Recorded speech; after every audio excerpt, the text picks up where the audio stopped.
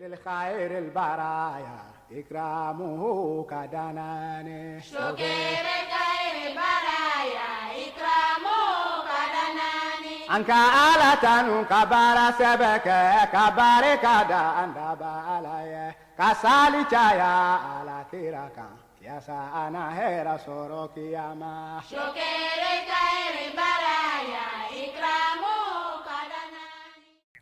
Aouzu billahi minash shaitanir rajim. Bismillahir rahmanir rahim. Fidèles téléspectateurs de la MTA francophone, assalamu alaikum wa rahmatullahi wa barakatuh. Alors nous sommes encore très heureux de vous retrouver pour un nouveau numéro de Ciel Nouveau. Aujourd'hui nous aborderons un sujet de société, les funérailles telles que vécues dans nos différentes communes, dans nos différents quartiers, dans nos différents villages, bref, dans notre société. Nous appartenons à Allah et vers lui nous retournerons. Telle est la formule que prononce un croyant à la suite d'un décès. Mais qu'en est-il de l'enterrement et des funérailles qui s'en suivent? Ces différents aspects, nous allons les aborder autour de cette table avec nos différents invités. Nous avons le missionnaire Ouattara Aboudraman. Salam alaikum wa rahmatullah. Wa alaikum salam wa rahmatullah wa barakatuh. Merci. À côté de nous, nous avons Mourabi Abdussalam Touré. Salam alaikum wa rahmatullah. Wa alaikum salam wa rahmatullah. Soyez la bienvenue et d'avoir accepté notre invitation. Merci. Alors, très rapidement, nous avons des funérailles qui sont célébrées après des décès. Nous voyons les non-musulmans et les musulmans célébrer. Nous voyons un certain nombre de choses qui attirent notre attention. À savoir, juste après un décès, il y a des pleurs, des gens qui sont à même le sol. Juste après cela, à l'enterrement, nous voyons également des corps qui sont gardés pendant des mois, des semaines. Et à l'enterrement, nous voyons des gigantesques mausolées qui sont construits. Bref, tout y vers la vanité et se fait attirer notre attention et nous voulons débattre avec vous. Alors, j'aimerais vous demander, missionnaire Ouattara Aboudraman, de nous définir qu'est-ce que les funérailles. Alhamdulillah, assalamu alaikum wa rahmatullah wa barakatuh. Selon le dictionnaire, des funérailles, cérémonie faite pour le décès d'une personne, entre guillemets, les obstacles. Donc, cérémonie que les parents organisent pour accompagner leur frère dans sa dernière demeure, ce qu'on appelle des funérailles en général, même en l'islam aussi. D'accord, Voilà. merci bien. Donc, c'est l'ensemble, n'est-ce pas, Oui. des cérémonies faites pour accompagner, n'est-ce pas, un corps à Bien sa sûr. dernière demeure. Bien sûr. Ok, Mourabi Abdussalam Touré, quelle définition pourrez-vous donner du concept de funérailles? Oui, exactement comme notre stade vient de le dire. Les funérailles, c'est toute une procédure qui a lieu après le départ de l'âme de quelqu'un. Voilà, parce que ce corps ne peut plus rester avec nous. Mais quelles sont les procédures dont nous devons prendre afin que cette personne puisse avoir la paix de l'âme? Voilà, nous avons toute une procédure selon les pratiques islamiques que nous adoptons afin d'enterrer ce dernier-là. C'est tout cela qu'on appelle funérailles. Voilà. Ok, je suis comme ça en droit de vous demander, selon les pratiques du vénéré prophète Mohammed sallallahu alayhi wa sallam, quelle est la démarche à suivre pour l'enterrement d'un corps? Exactement comme l'islam nous l'enseigne, il y a un certain nombre de pratiques qu'il faut suivre. Voilà, parce que nous constatons que dans notre société aujourd'hui, avec le passage du temps, les gens arrivent à oublier les pratiques du saint prophète Mohammed sallallahu alayhi wa sallam, comment il procédait à l'enterrement des morts. Voilà, donc il est assez important de faire un rappel sur ce sujet-là. Voilà, je vais donner deux hadiths. Par exemple, le saint prophète Mohammed sallallahu alayhi wa sallam nous dit, lorsque quelqu'un décède et que vous allez à l'enterrement de ce dernier-là, il faut beaucoup prier, voilà, pour le défunt. Voilà, même à l'endroit où vous allez mettre cette personne dans la tombe, il faut beaucoup prier pour ce défunt-là. Et aussi, il nous a donné dans un autre hadith des conseils. Par exemple, il dit, lorsque quelqu'un décède, il faut faire l'éloge de cette personne-là. Il y avait une fois où il était assis avec ses compagnons et il y avait un groupe de personnes qui passaient avec un corps. Et les gens, comment on appelle, disaient du bien de cette personne-là. Et le Saint-Prophète Mohammed sallallahu alayhi wa sallam a dit que cette personne ira au paradis. Il avait un autre groupe qui est passé avec un corps, et les gens disaient du mal de ces derniers-là. Le saint prophète Mohammed sallallahu alayhi wa sallam a dit que cette personne-là ira en enfer. Donc, il faut, après le décès de quelqu'un, il faut faire l'éloge de cette personne-là et laisser son jugement dans les mains d'Allah subhanahu wa ta'ala. D'accord. Donc, quand quelqu'un décède, il est interdit de dire du mal de cette personne. Exactement. Il faut plutôt mettre à nu, mettre en exergue ces actes positifs qu'il a posés. Exactement. N'est-ce pas, durant son passage cité, quand nul n'est pas fait, n'est-ce pas, missionnaire Abdou Ouattara. Tout à fait, ce que Touré vient de dire, c'est la réalité. Le saint prophète sallallahu alayhi wa sallam, si vous voulez que votre frère se repose en paix, bon, en tant qu'une créature, il a eu des faiblesses. Les faiblesses ou les défauts, on ne parle plus de ses défauts. Tout ce qu'il a pu apporter comme positif dans la vie de Siba, alors parlons de ça. À travers ça, les anges vont noter. Voilà. Donc, quand quelqu'un est décédé, c'est fini. On doit parler seulement que de bien. Ce qu'il a fait, voilà, ça engage Allah subhanahu wa ta'ala. Et de deux, le prophète nous enseigne, sallallahu alayhi wa sallam, de hâter, avec le corps. De hâter avec le corps, vite. Il ne faut pas trop garder. Bon, à moins qu'il y a des raisons valables. Papier administratif, ou bien souvent il faut aller au village, ou bien il y a une personne importante. Il faut que cette personne-là puisse venir au moins faire un coup d'œil sur son père avant d'aller l'enterrer. Mais au moins 3 à 4 jours, c'est bon. Mais garder 1 mois, 3 mois, ce sont des gâchis inutiles. L'islam n'accepte pas de gaspillage. Voilà pourquoi l'islam dit de prendre les précautions nécessaires, rapides, pour accompagner le frère dans sa dernière demeure. Ok, merci missionnaire. Oui. Alors, Mourabi Abdou Salam, le missionnaire vient de dire tout à l'heure que dès que quelqu'un décède, le premier acte à poser, c'est de précipiter, n'est-ce pas, son corps vers, n'est-ce pas, sa dernière demeure. Alors, tels sont les principes de l'islam. Ouais. C'est conseillé de dater effectivement le corps. Oui, exactement. Comme je l'avais dit, une fois que quelqu'un est décédé, c'est l'âme qui est partie. Voilà, le corps qui est là est inutile, au fait. Voilà, le corps ne servira à rien. Parce que même si tu gardes ce corps-là pour 1000 ans, cela ne ramènera pas cette personne à la vie. Donc, il n'est pas nécessaire de garder cette personne. Par exemple, il y a un hadith de Saint Prophète Mohammed sallallahu alayhi wa sallam qui dit que après le décès de quelqu'un, voilà, si c'est un homme vertueux, lorsque vous dépêchez ses funérailles, c'est comme vous faites du bien à cette personne parce que vous l'envoyez immédiatement vers le bien qu'Allah lui réserve. Voilà, si c'est quelqu'un aussi qui n'a pas fait du bien, voilà, vous vous débarrassez d'un fardeau parce que ce corps-là ne servira à rien. Voilà, donc il est vraiment conseillé. Si seulement que, comme notre oustaz vient de le dire, il y a des cas assez exceptionnels qu'il peut y avoir. Par exemple, peut-être qu'on attend l'arrivée d'une personne importante, voilà, de cette famille-là. Ok, on peut peut-être retarder pour juste quelques jours. Voilà. Précipiter ne veut pas dire dès que la personne meurt, il faut le prendre et pas le mettre dans la tombe. Non, c'est pas ce que ça veut dire. Mais ça veut dire qu'il ne faut pas retarder inutilement le corps. Voilà, dès que tout est réuni, il faut directement procéder à l'enterrement de ces derniers. D'accord. On constate aussi, juste après le décès, c'est vrai que la formule la plus connue, c'est Inna lillahi wa inna ilayhi raji'un. Voilà, pour les croyants, d'autres arrivent, n'est-ce pas, à se maîtriser. Mais pour la majeure partie, on attend des cris, des gens pleurent à longueur de journée. On a dit, il y a certains qui pleurent sur 2 jours. On a vu dans la famille, il y a d'autres qui sont à même le sol. Il y a des personnes qui sont inconsolables. Alors, du point de vue religieux, du point de vue islamique, quelle devrait être l'attitude, n'est-ce pas, du croyant, de la croyante, quand on a, n'est-ce pas, un tel cas? Ouais, effectivement, nous constatons qu'aujourd'hui, dans notre société, lorsque quelqu'un meurt, vraiment, c'est pitoyable parce que c'est vrai que c'est un peu douloureux de perdre quelqu'un qui a vécu parmi vous pendant un certain temps. Voilà, mais cela ne justifie pas le fait qu'il faut dépasser les limites dans les cris. Voilà, parce que je pense que les cris ne vont pas bénéficier ce dernier-là. Voilà, plutôt les prières. Voilà, par exemple, nous avons un hadith de Saint Prophète Mohammed sallallahu alayhi wa sallam qui dit que une fois que la personne est décédée, voilà, il y a certaines choses qui peuvent lui bénéficier. C'est-à-dire peut-être que les offrandes qu'il avait faites avant son décès, ou bien s'il avait eu à mettre en place une activité à travers laquelle la société bénéficie, il aura aussi des bénéfices à travers cela.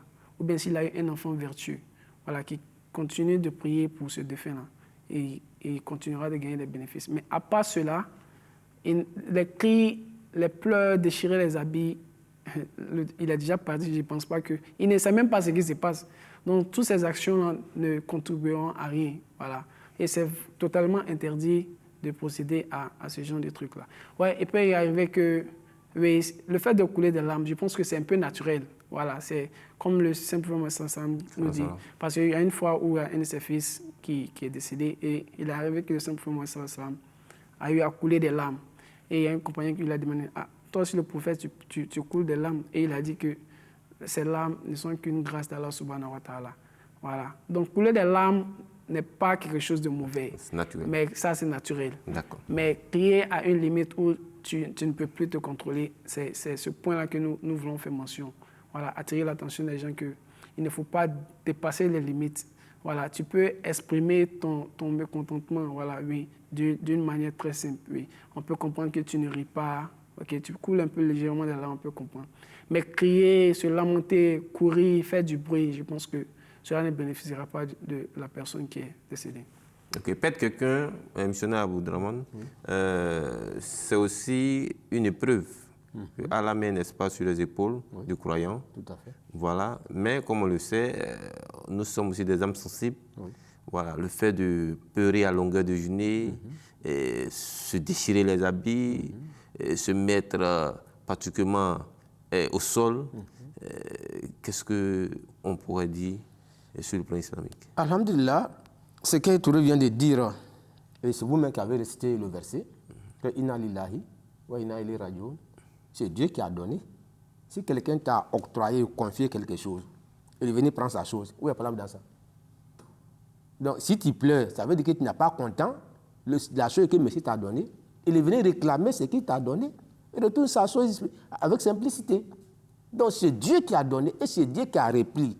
Donc, s'il a repris sa chose, il n'y a pas de problème. En tant que musulman, ton homme te dit, obéissant total à la volonté de Dieu. Donc, tout ce que Dieu fait est bon.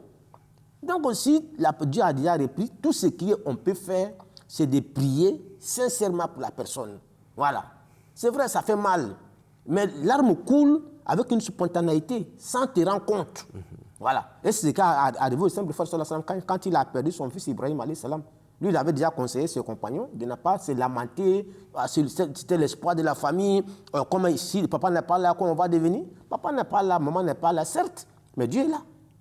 Hein? Donc, des sons de cris, déchirer les habits, alors l'islam est catégoriquement contre ce genre d'action. Donc, on doit toujours garder le silence, le calme, tout faire beaucoup de zikri, prier pour la personne. Ce sont nos prières qu'il a besoin.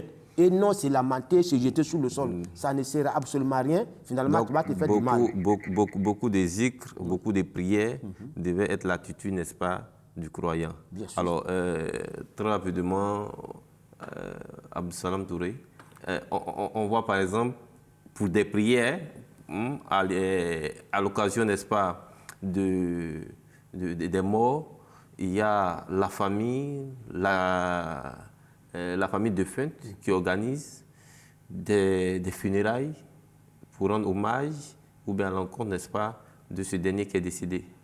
Voilà, il y a les sacrifices que nous constatons du 3e jour, de 7e jour, de 40e jour, souvent d'un an. Bon, toutefois que les enfants ont les moyens, ils reviennent effectivement pour faire le sacrifice. Et est-ce que cela rentre dans le cadre des prières, des zikrs qu'a mentionné le missionnaire Ouattara Abou Draman? Ouais, effectivement, il faudra comprendre que l'idée nourrie derrière faire le sacrifice en elle-même n'est pas quelque chose de mauvais. Faire le sacrifice, c'est quelque chose qui est très bien conseillé. Voilà, parce que cela nourrit ou purifie l'âme. Voilà. Mais dans quel contexte est-ce que ce sacrifice-là est fait? Fixer des jours spécifiques, comme 3e jour, 7e jour, 40e jour, comme nous le voyons aujourd'hui. Je pense que c'est un système qui a été établi aujourd'hui juste pour octroyer de l'argent ou bien se remplir des poches. Sinon, on n'a jamais vu ce genre de situation à l'époque du saint prophète Mohammed sallallahu alayhi wa sallam. Si vraiment il y avait lieu d'avoir sacrifice de 3e, de 7e, de 40e jour, je pense qu'il aurait été la première personne à nous donner cet exemple-là. Voilà. Du fait que nous n'avons jamais vu ça, dans la vie du saint prophète Mohammed sallallahu alayhi wa sallam.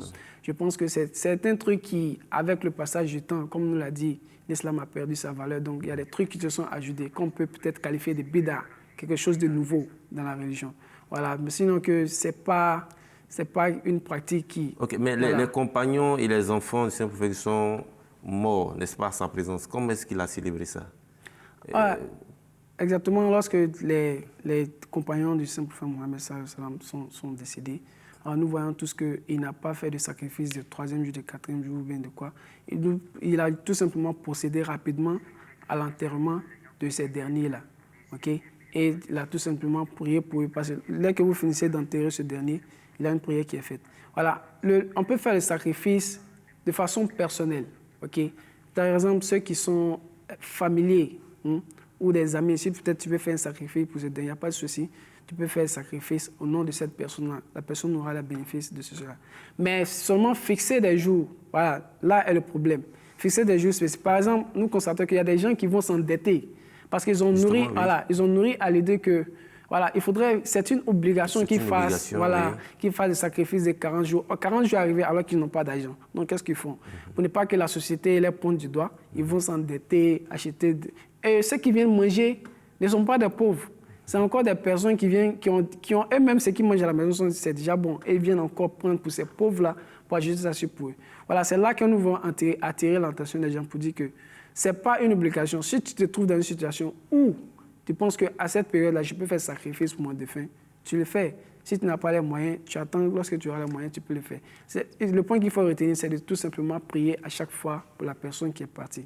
D'accord. Voilà, donc la famille défunte, non seulement elle dépense pour accueillir des gens, mais force est de constater que c'est quoi? C'est devenu un fonds de commerce pour ces derniers-là. Parce que 3e jour, 7e jour, 40e jour, mais pour un même corps, effectivement, c'est un phénomène qui prend de l'ampleur. Ah. Voilà. Quand on parle de sacrifice, quel acte le musulman doit poser pour justifier, par exemple, qu'il a fait un sacrifice à l'endroit de son père, de sa mère ou de son frère qui est décédé? Quel acte? Un exemple. Okay. Vous dites, par exemple, là, je viens de poser un acte où je peux dire, j'ai fait des sacrifices pour mon défunt père, pour ma défunte mère. Par exemple, d'abord, la prière en elle-même est un sacrifice, ça c'est un. Voilà. Maintenant, le sacrifice que tu peux faire, par exemple, tu peux acheter quelque chose, peut-être un sac de riz, au moment où tu as les moyens. Même pas, si ce n'est pas un sac de riz, tout ce que tu pourras acheter, tout ce que tu pourras, parce que l'intention est ce qui compte. Okay. Voilà, pas forcément ce que tu te donnes. La quantité importe peu. Voilà, seulement ce que tu donnes avec ton intention. Okay. Tu vas trouver un pauvre, voilà, qui manque aussi de moyens, tu vas donner le sacrifice à cette personne, ok, et puis demander la prière afin que Allah puisse avoir beaucoup plus pardonné à ton défunt. Voilà, je pense que c'est dans ce volet-là qu'on peut parler de sacrifice. Pas forcément attacher une bâche devant la porte, prendre des chaises, appeler des milliers de personnes, et puis encore ceux qui vont venir. Vraiment, tout à fait, voilà. Tout à fait. Nous constatons que cela devient un peu comme un fardeau, sur les familles que nous avons. Voilà. Et vous l'avez dit tantôt, d'autres vont s'endetter parce que la société va le pointer du doigt, parce que c'est ça. Ils attendent. Ils se disent que c'est devenu une tradition. Il faut qu'on s'acquitte obligatoirement. OK, j'allais revenir à une autre question, juste après ce sacrifice. On voit même qu'au cours de l'enterrement, il y a aussi des charges qui sont liées à la famille. Est-ce que ce ne sont pas des charges qui sont vaines, notamment acheter des cercueils à des milliers de francs? Ensuite, lorsqu'on finit l'enterrement, il y a des mausolées qui sont construits à des prix exorbitants. Il y a certains qui font en marbre. Alors, tout ça, n'est-ce pas des trucs vains? Quel est vraiment le point de vue de l'islam? Missionnaire Moussa. Alhamdulillah, ce que vous avez dit, c'est une réalité. Voilà. Nous voyons, il y a des mosquées qui sont construites sur des tombeaux. Ces mosquées-là pouvaient servir dans un autre quartier, que les gens pouvaient aller prier. Mais malheureusement, ce n'est pas d'où viennent ces enseignements-là qui leur a dit que lorsque tu vas construire une mosquée sur une tombe, le mourant pouvait en bénéficier. Et le cercueil qu'on paye 600 000 francs, 1 million, ça n'empêche pas le corps d'aller en enfer, ça ne permet pas le corps d'avoir le paradis, mais quel gâchis. cette somme-là pourrait servir à l'humanité. Ça pourrait servir les pauvres. Alors, quand vous construisez une mosquée sur une tombe, et tiens-toi bien, mon frère Kéma, malheureusement, voilà pourquoi le son prophète, qu'à un moment donné, les musulmans vont dévier. Ils ont dévié catégoriquement les enseignements de l'islam. Voilà. Où il faut dépenser, on ne dépense pas là-bas. Où on ne doit pas gaspiller, c'est là on va le gaspiller. Donc, on peut enterrer quelqu'un dans un cercueil, ce n'est pas mauvais. Par exemple, si c'est dans un sable, ou bien la personne a fait accident, voilà. On ne peut pas garder, le corps est déchiqueté, on ne peut pas garder. Donc, l'islam dit on peut fabriquer un petit cercueil pour protéger. Voilà. Ou bien on va enterrer, il y a de l'eau. On ne va pas prendre de l'eau, quelqu'un pour aller le jeter dans l'eau. On peut faire un petit cercueil pour le mettre dans l'attendant, puis sera décomposé. Voilà. L'islam n'aime pas le gaspillage. Aller construire avec des marbres. Marbre là, ça peut construire. Combien cet argent-là peut servir à l'humanité? D'accord. Monsieur Absalom Touré, il a parlé de gâchis. Effectivement, on a comme l'impression qu'aujourd'hui, la communauté musulmane est à l'image des non-musulmans. Puisque à côté de nous, et finalement, tout ce que nous observons, tout ce que nous voyons, c'est ça qui finalement est en train de se répercuter, n'est-ce pas, au sein de notre communauté. Exactement comme vous l'avez dit, nous constatons que le monde est en train de s'éloigner du volet spirituel et nous avançons un peu plus sur le volet matériel. Voilà, je pense que c'est cette influence-là aujourd'hui qui nous fatigue dans la société. Par exemple, nous voyons certains ethnies qui, après le décès de leurs personnes, achètent des cercueils qui sont assez chers, comme notre oustaz vient de le dire. Ils font des tombes où ils vont mettre de la lumière à l'intérieur. Bon, quelqu'un qui est déjà mort, je ne vois pas en quoi est-ce que la lumière va aider cette personne-là. Voilà. Et ce qui est pitoyable, c'est que pendant que cette personne-là était en vie, ces derniers-là n'ont rien fait pour la personne. La personne même vivait dans les maisons qui vraiment, lorsqu'il pleut, l'eau entrera dans cette maison-là. Mais après le décès de ces derniers-là, c'est maintenant qu'ils vont venir construire un tombeau assez cher. Parce que pendant que la personne était en vie, vous n'avez pas fait. Maintenant que la personne est décédée, maintenant, nous avons ces pratiques-là qui sont autour de l'islam, voilà, qui influencent aujourd'hui les musulmans. Ils pensent que ce sont des pratiques-là qui sont bien. Par exemple, lorsque tu décores la tombe, c'est ce qui apportera quelque chose de bien à ce défunt. Et nous avons énuméré beaucoup d'hadiths pour nous dire qu'après le décès de quelqu'un, à part un enfant vertueux, le sacrifice que ce dernier a fait, ou bien un acte qu'il a posé et que les gens ont bénéficié après son départ, qui peut seulement lui bénéficier. Rien d'autre que tu construis un château, tu mets son corps, cela ne permettra pas à ce dernier d'avoir le paradis. Voilà, le paradis n'a rien à voir avec la qualité de la tombe. Voilà, pas forcément que tu aies construire un château pour mettre une tombe. Voilà, mais seulement que il y a un certain nombre qu'il faut accomplir. On ne peut pas garder le corps avec nous, il faut l'enterrer. Voilà. Maintenant, l'idée du cercueil peut venir. Il y a certaines circonstances dans lesquelles on peut enterrer le corps avec le cercueil, comme Oustaz vient de le mentionner. Voilà. Sinon, dans le cas contraire, s'il n'y a pas de problème de ce genre-là, on enterre, dans la pratique de l'islam, nous enterrons le corps sans le cercueil, parce que le cercueil ne va pas servir de grand-chose à ce dernier. Mais pour une famille qui pense qu'elle a les moyens de s'acheter un cercueil et, par exemple, de garder le corps pendant 1 mois, qu'est-ce qu'on peut dire de cette famille-là? Si elle est musulmane, bien sûr. Je pense que c'est une très longue notion. Elle transgresse les principes de l'islam ici. Voilà, les conseils que nous, on peut donner à cette dernière-là, cette somme que tu as là, pour garder le corps pendant elle va enterrer ce mort-là et utiliser cette somme, faire des sacrifices pour ce dernier afin qu'Allah puisse le pardonner. Parce que garder le corps n'apportera aucun bénéfice à ce dernier. Ce n'est pas en gardant le corps que tu vas montrer ton amour. L'amour, Dieu connaît ton intention, Dieu connaît ton cœur. Voilà. Donc ça, moi, on va qualifier ça comme se faire voir. Voilà, montrer que nous avons l'argent. Sinon, je ne vois pas en quoi est-ce qu'il est nécessaire de garder un corps pendant 1 mois. Quelqu'un qui ne va plus servir à quelque chose. Pourquoi est-ce qu'il faut garder? Et même ce corps dans la société même peut être nuisible. Parce qu'un corps qui est là, qui pourrit, voilà, qui peut être détruit, voilà, apporte certaines conditions qui ne sont pas bonnes. Voilà. Parce que quand le corps reste le corps pourri, raison pour laquelle le Saint-Prophète Mohammed dit il faut hâter avec le corps afin que la personne puisse avoir la paix du cœur. D'accord. Missionnaire Abdraman, Absalom Touré l'a dit, le plus important pour le musulman, après le décès, n'est-ce pas, d'un proche, c'est de faire des prières à l'encontre de ce dernier-là. Tout à fait. Voilà, le fait de dépenser, inviter les gens à des cérémonies de 3e, 7e jour sont des trucs vains. Voilà. Alors, on en doit se poser la question, pourquoi est-ce que ce phénomène prend de l'ampleur? Est-ce par imitation que la communauté musulmane est en train de s'égarer aujourd'hui? Alhamdulillah, je peux dire par imitation. Les vrais enseignements de l'islam, notre truc, lorsque nous avons perdu quelqu'un, c'est nous qui devons contribuer pour envoyer sur le lieu de décès. Et non venir prendre ce que le défunt a laissé à sa petite famille. Voici l'enseignement que l'islam nous donne. Ce n'est pas en acceptant les enseignements de l'islam, nous avons une bénédiction. Mais lorsque nous voulons faire ce que les autres font, qui n'a rien à voir avec l'enseignement de l'islam, nous allons dévier. D'accord. Abdelrahman Touré. Oui, pour apporter un petit soutien ou une contribution à ce que Oustaz vient de dire. Voilà, c'est un peu très simple. Voilà. Nous voyons qu'aujourd'hui, l'Ahmadiyya est venue pour faire renaître l'islam comme il était auparavant. Voilà.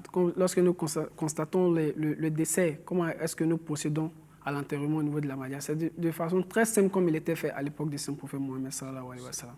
Voilà.